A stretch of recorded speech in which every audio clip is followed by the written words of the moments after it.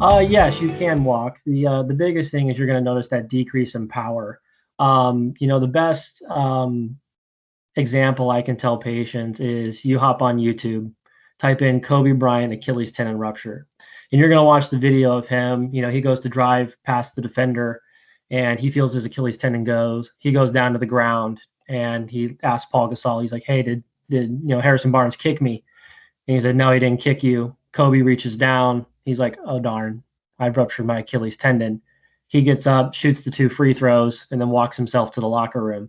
And so that's a prime example of you can walk afterwards, but it's not a normal gait pattern. You're not able to propulse from the calf muscle complex, but your upper thigh and everything can compensate to where you can still ambulate.